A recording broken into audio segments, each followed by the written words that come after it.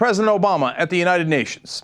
He went over there to avert what some are calling a crisis at the UN. So what's this crisis? What's happening? Are there going to be people going to war or something?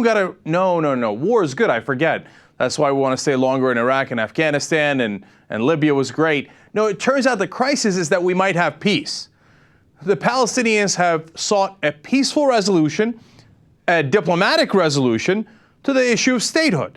Their negotiations with the Israelis have gone absolutely nowhere. Netanyahu has said that he basically has no interest. Every once in a while, oh, yeah, I guess I would negotiate with them.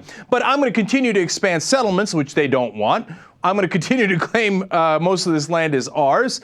And I'm not going to do anything meaningful in the way of resolving this conflict. So the Palestinians say, well, let's try a different path to peace. Let's go to take Israel's example.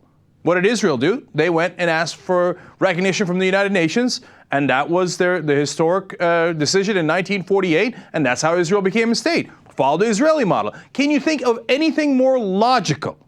And by the way, this does not resort to violence. This is perfect. We've been asked for a peaceful resolution to this, and for the Palestinians to pursue that path, they have. So obviously, we consider it a crisis. We have unbelievable view of this situation in the Middle East here. It's incredibly skewed. And so the president went there and he gave a speech where he said, we can't have a shortcut to peace. And I thought, why not? That sounds terrific. Okay, what do you want? Hey guys, you want to take a really long way to get to peace, or do you want to just take a shortcut? I vote shortcut. Let's just get to peace already. He says, no, I mean, if you do the same thing that Israel did, well, then Israel doesn't like that, and hence the United States doesn't like that, and nobody can ever explain what the problem is. Like, what is the crisis? What is wrong with the Palestinians getting their state? Theoretically, the United States of America, and President Obama says it over and over again, is in favor of a two-state solution. So what's the problem? There is no problem, except Israel doesn't want a two-state solution. They want to just continue to occupy the West Bank and Gaza Strip and build more and more settlements, and of course, all of Jerusalem as well, so they can grab more and more land. That's what the crisis is. And their defenders don't even really bother making a case for it. The Republicans turn around and go, oh, well, we are obviously with Israel. It is an imperative that we are with Israel. We don't even have to explain it. It simply is. Okay? Except Rick Perry also adds that it is an imperative of his faith, which apparently he's going to mix with the government if he becomes president, that he support Israel, right or wrong. That's a fascinating new foreign policy. Now, President Obama was at the UN. We have a part of his speech. Let's show it to you. 1 year ago, I stood at this podium and I called for an independent Palestine. I believed then and I believe now that the Palestinian people deserve a state of their own.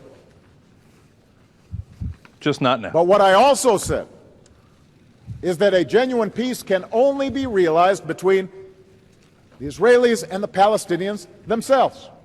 Israel deserves recognition. It deserves normal relations with its neighbors.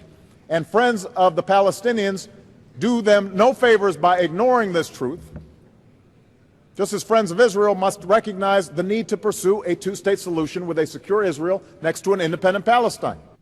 Except that's not what we want. I'm going to tell you we want that, and then we're going to issue a veto threat to make sure that does not happen. So why did you come here a year ago pretending you're in favor of the state when you go out of your way now to come give a speech saying, don't give it to him. Whatever you do, don't give him the second state. We just want a one state because that's what Israel tells us to do. Keep it real, man. At least be honest with people. Here's the way you get a state. You declare it, okay? Again, that's exactly what Israel did. So, by the way, the Palestinians are going to go to the General Assembly. They will almost certainly win. But that does not give them a full state. That gives them basically, gets you about halfway there. It would have the same effect as the Vatican. It would the same status as the Vatican.